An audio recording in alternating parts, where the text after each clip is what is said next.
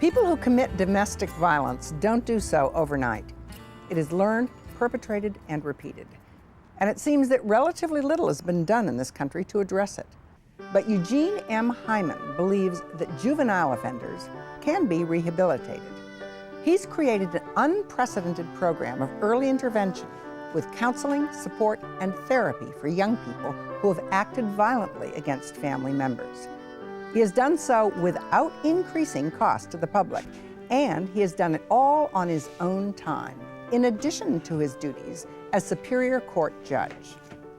He also worked to change what he saw as an attitude of acceptance by informally addressing the issue at every step of the legal process, involving every participant that a juvenile encounters, from police officers to attorneys to judges to clerks and assistants.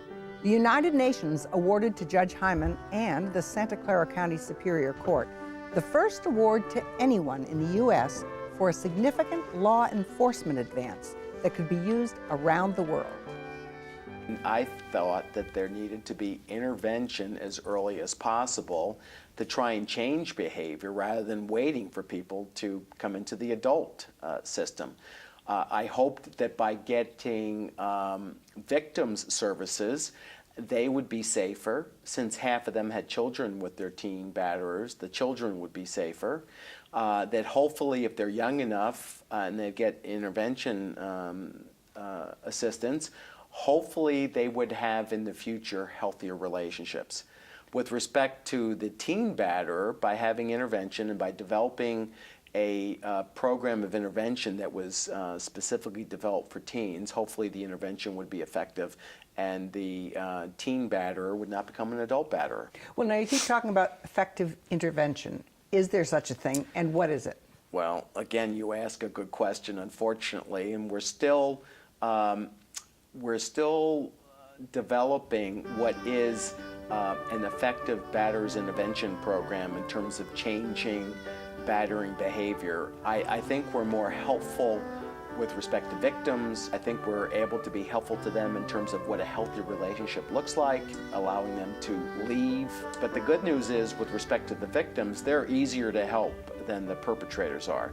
Changing any person who is violent into a non-violent person is extremely difficult. Well, so let's talk about the program that you created, Yes. because this does require getting into the mindset of both the Right. victims and the Right. perpetrators. It does.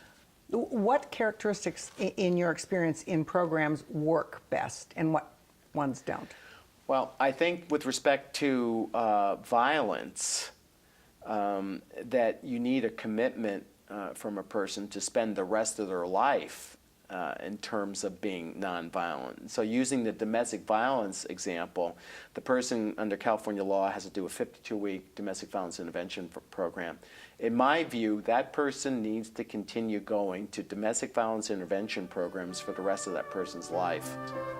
If you could say one thing to correct misunderstandings to the world out there about all of this, about the system and juvenile violence, what would you most want people to know and understand about the issues?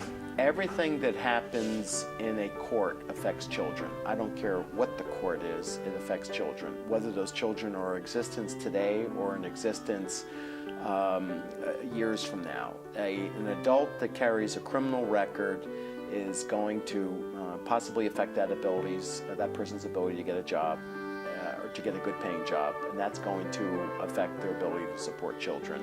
And children who are not supported turn out worse in terms of criminality, their own ability to be successful, to go to college, things of that nature.